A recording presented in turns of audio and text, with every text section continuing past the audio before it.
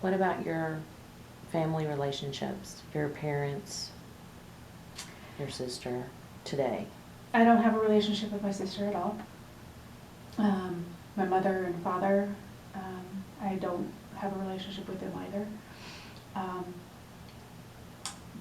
Is not necessarily related to this issue, it's related to a whole different issue.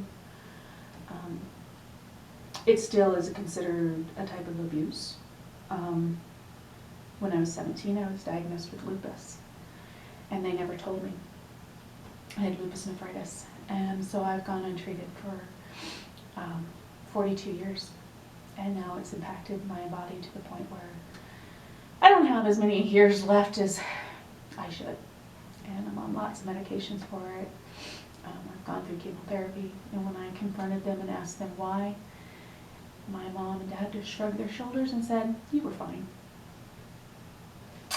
Now if this would have been my sister, it would have been a whole different story. I was always the child that they told they had to prove the doctors wrong. They never wanted me. The saying redheaded stepchild, that pretty much hits me. I was the redheaded child, not the stepchild. I was just the redheaded child that they didn't want. Many times they would take my mother's son and my sister, and they would go out to dinner with them, and they'd leave me home. They'd lock me in my bedroom.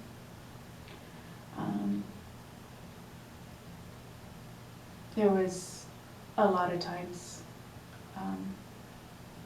for the holidays, I'd be left at home and all by myself, and they would go off and do whatever they were going to do. They, yeah.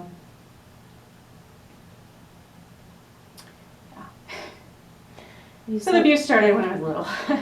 So you said to me off camera about how things were when you were a child, and you mentioned feeling like you just transitioned or traded one for the other. Were you living at home when you met your ex-husband? Yes. Still with your parents? Yes.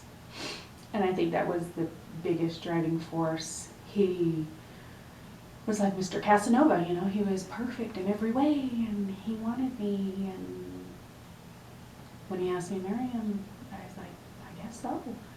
And when we got married, actually, it's on videotape, where the judge asked if I took him to be my husband, blah, blah, blah, and I looked at him and I said, yeah, I guess so. So nobody stopped the wedding at that point, they just proceeded. Mm-hmm. I think it was a way out of, in my mind frame, it was a way to get me out of that family abuse environment, thinking that if I went somewhere else, I wasn't going to have that. Mm-hmm. However, like I told you, it just transferred hands. My mother's son, he abused me for many, many years. My parents were emotionally and mentally abusing. Never felt like I belonged. I can honestly say, even up until probably 5 years ago when I met my now husband, I never felt I belonged anywhere. Whatever relationship I was in, I did not feel like I belonged in that relationship. So it was very challenging. What were the long-term effects as far as you are concerned mentally and emotionally? You said for example, you said you'd been in therapy for about 15 years. Mm-hmm. Are you still in therapy? Yes. And do you have any official diagnoses or? I have PTSD. I have general anxiety disorder. And that's pretty much it. The PTSD, of course, is from all the abuse from all my life. I didn't realize that it all kind of connected together until I went into therapy, and my therapist started going farther and farther and farther and farther and farther back and bringing up everything over and over and over. I also went through psychotherapy, so I was actually hypnotized and we went way back. And she videotaped it, so that way then she could play it back and I could see and understand and hear what was going on. And that was pretty amazing because it went back all the way until I was about 2 years old. And I was talking like a little 2-year-old. And crying and the abuse and, well, who's hitting you? And I would say it, and then who's saying those naughty things to you? And I would tell them, and you know, she just kept going all the way up, even all the way up until the present, actually, because there was things that I shut out that my ex-husband did to me that I just didn't remember that he did. I shut it all out. So it was pretty amazing to be able to go back, you know, but in doing so, it's made me a much stronger person. Not as open emotionally as probably I should be, but my husband understands, and he knows that one day, you know, I will be. It's not that I shut him out, and it's not that I don't allow him to love me, but I question a lot. I question whether he really truly does love me. Is he just acting like this to get what he wants? And so we kind of struggle with that, but we don't yell, we don't scream, we don't argue with one another. We will talk it out and stuff, and he's very good about understanding it. He goes through therapy with me so he can better understand my effects and how I am and why I am the way I am, which has been hard for him. It's very, very hard for him to see the hurt and to hear what I've gone through. Does he feel defensive of you? He's very defensive of me.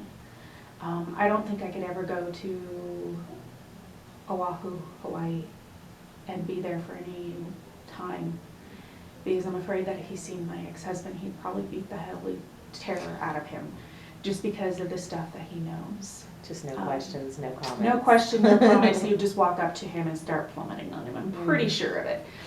So, you know, I want to take him to Hawaii, but Oahu's not going to be where we go. Maybe Maui. We'll go to Maui. We'll go to Big Big Island. Yeah. So he's very, very defensive of me. He has gotten a huge fight with my mother's son and stuff. So his anger towards them is very strong and very protective of me, which is something I've never had. Do you have an urge to pull him back when he gets when he's Yes. angry? Yes, I do. And that's the only thing that he's really ever gotten angry about is the abuse that I've suffered at the people's hands that I've suffered it. So it's been kind of interesting, but you know, I tell him, just let it go. God's going to take care of them. We don't have to. You know, it's not us. It's going to ultimately be God. When they die, they're going to have to answer to Him, and I feel sorry for them because it's not going to be pretty. Does your husband have children from a previous relationship? No. No. So, you know, he feels cheated because he doesn't even have a stepdaughter to get to know and to love and, you know, to be there for her. So he really feels cheated out on that. So what's the next step for you? Next step for me is next summer I go and I confront my daughter. I don't know how it's going to go down. I just know that it's time. And it's going to be up to her. I'm going to tell her how I feel, tell her what I've gone through, and leave it in her hands. If she still chooses not to have me in her life, then once again, she's going to be the one that has to answer to God. I'm not going to have to.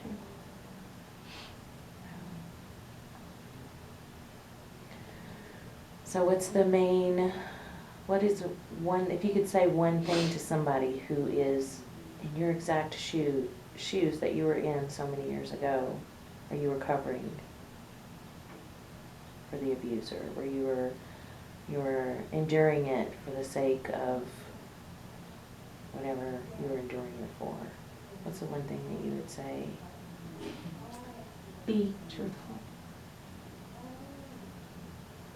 Tell others. get out. There's places to go to get the help you need to protect you and your children, but get out.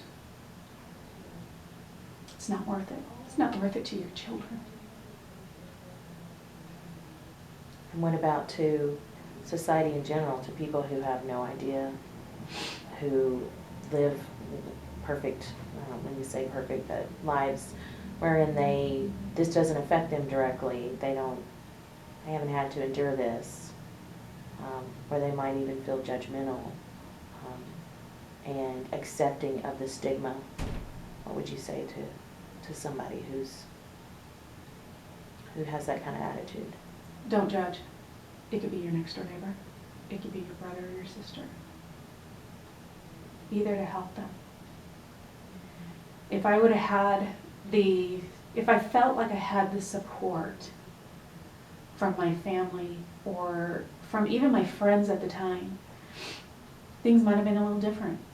I might have left him, taken my daughter and ran away, and got the help that I needed earlier. We've got to stop protecting these people, whether they're male or female, because it happens on both sides of the fence. There's a lot of men who are affected the same way that I was affected. And there's a lot of women. And as a society, I think we need to be there for them. We need to get them help. We need to protect these kids. We need to show these kids that the life that they're having is not normal. And we need to get the help that we need.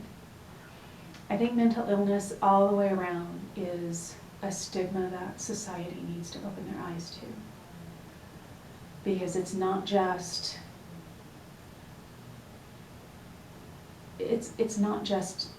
somebody seeking attention. Abuse is real. It's out there. And it's going to continue until we are able to break it. Abuse is a mental illness. Just like substance abuse, physical abuse and physical harm to others is a mental illness. And we need to address that. It's, I'm a huge advocate for, abused people's rights. We have rights. We need to get the police behind us and say, this can't happen. Arrest them. Don't give them an option of just pulling them away from the house. Arrest them. If there are physical signs on that person has hurt them, get them away. Go put them in jail. Do something. We need to get them help for their mental illness, and we need to be there for that abused person. We need to give them love and every opportunity to find the help that they need to get themselves better and to know that they didn't deserve it. And as far as nursing, what would you say, what would you think would be your one priority piece of advice for a nurse who, when in contact with a client, might have a suspicion or something isn't quite right, or there's some kind of red flag somewhere in that nurse's mind that something needs investigating or assessing more? Mm-hmm. What would you say to that nurse? Follow your gut instinct. Because I think if a lot of the nurses that took care of me through my 23 years of being abused, if a lot of them would have followed their gut, it would have stopped. Because something would have been done to him to make him stop. It doesn't have to be us admitting it right away, but somebody taking the time to maybe sit with us and talk to us, allowing us to say what we need to say with no judgment. I think that could open up a lot of things. So just follow your gut. I think a lot of nurses would feel, at least nursing students who are new to interaction with patients might feel uncomfortable, or might feel a discomfort or feel too anxious or even doubt themselves. So is the answer to that the same, just follow your gut? Follow your gut. Your intuition generally is never wrong. go to the nurse that you're working with and say, I'm not feeling very comfortable with this answer. I really think that this wasn't an accident. This was done on purpose. Or go to the physician and say the same thing, but open the eyes of somebody else. There's social workers at every hospital. Get a hold of a social worker and say, I don't think this is right. Something else is going on. I can feel it in my gut. Can you go talk to her? They will go talk to him. But that's the only way that we can get this to stop, is if we do something about it. And what about for the nurse who maybe has followed their gut and nothing came of it? I guess you can say to yourself, I did everything I could. Us as nurses, if we can go home every day and we can look at the mirror and we can say, I did everything I possibly could to help every patient I came in contact with. And if you can say yes to that, you did your job.